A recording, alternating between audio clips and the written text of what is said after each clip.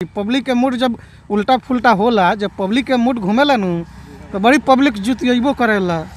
अरे देखी आजकल जब ई तो हमनी छोट बानी सो, बड़ा बड़ा लोग गावता ऐसा ऐसा अश्लील गाना, तो हमनी तो छोट बानी सो, हमनी का बानी सो कुछ नहीं सो। बड़ा बड़ा लोग कुछ करी तो वो लेकिन कुछ करम लगी। अब बताई बड़ा बड़ा बड़ा बड़ा कलाकार लोग अपन पिछिलका खूंटा में लगा के चिर लोग तो रो लेकिन चिरलम लगी तो ओकर चिराता तो ओकर नामो तबा भाई। अच्छा तो नाम खतरा सब चीज चिरवावे खतरा रो लेकिन तैयार बनी लगी। देखी अगला जब ना करी तो पिछलो तो ना करी। जैसन अगला हरवा चलल होइंगा पिछले हरवा पिछला हरवा चल जाए। एगो बात है कि जे कि देखी के तोहर न्यूज ये भैया माथा माटे चकरात, तो दिन रात देखत बानी तोहर बहुत बघात, तो देखी मोहन करे बहिन मातारी के तार देती आज। देखी के तोहर यार थी न्यूज होता रे सारा दिमागे कौन फ्यूज।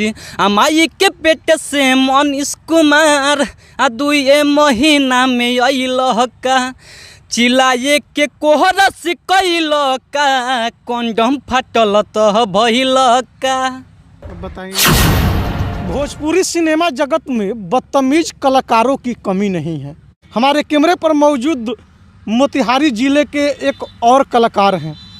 आपको बता दें इन्होंने भी बदतमीजी की हदें पार कर दी है। इनका नाम जितेंद्र जहरीला है।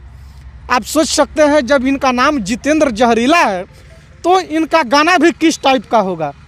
अच्छा ये बताइए जितेंद्र जी रोगे जो भोजपुरी गाना गई बनी मनीष पत्रकार के ऊपर जी, मनीष कश्यप ना मनीष पत्रकार जो उनकी आरती न्यूज जी चलावेलन, उनका ऊपर रोरा इतना अश्लील गाना गई बनी। ये अश्लील गाना गावे का मकसद का बा? रोगा लगी इतना भोजपुरी के गोड़ हाथ तुर के काहे भोजपुरी के पीछे पड़ल बनी लगी?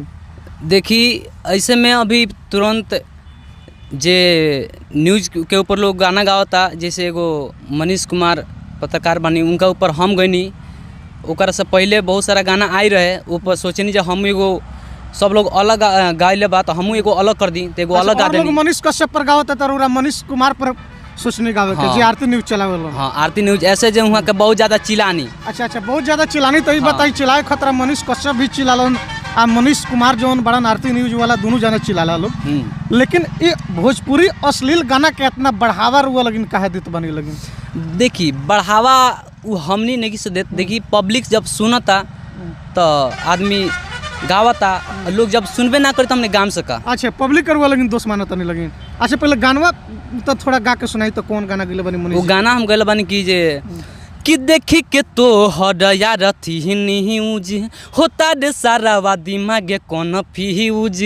माई के पेट से मनीष कुमार 2 महीना में अल का, चिल्लाए के कोहरा से कैल का, कंडम फाटल तो भइल का।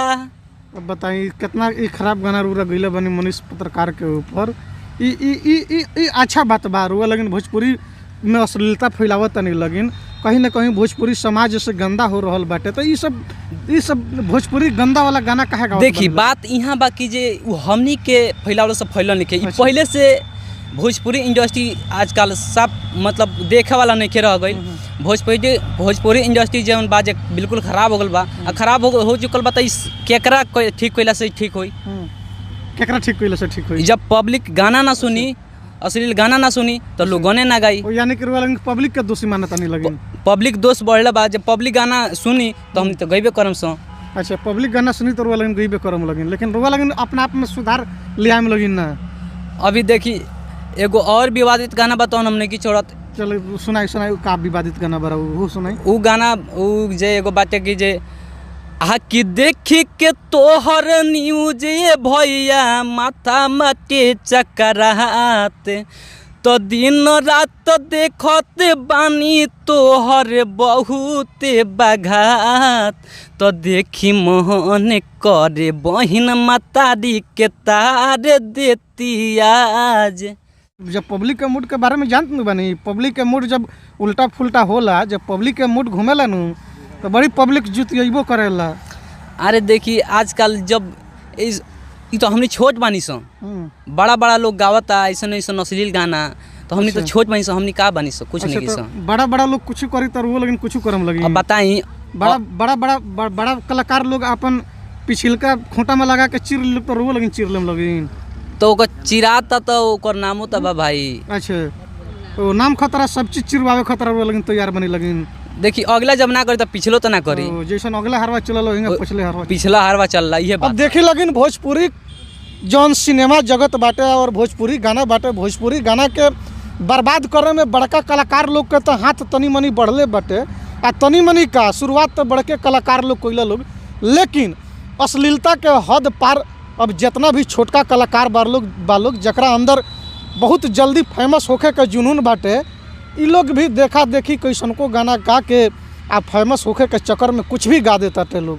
चाहता लोग कि कितना जल्दी हमनी ट्रेंड कर जैसन आ कितना जल्दी हमनी के पूरा दुनिया जान जाओ। ऐसे भोजपुरी अश्लील के बढ़ावा दे रहल बा लोग, अश्लीलता पर इ लोग चढ़ करके गाना गावत थे लोग।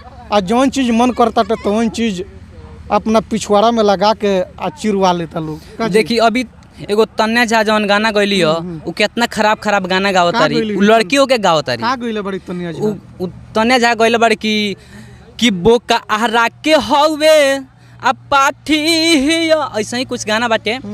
तो बताई उ गाना तो खरम नहीं गइल, हमरा याद नहीं के। 10 द के किस लो, 20 द के मिस लो। हाँ बताई ई तनिया गाना। झा के गावल गीत हनु।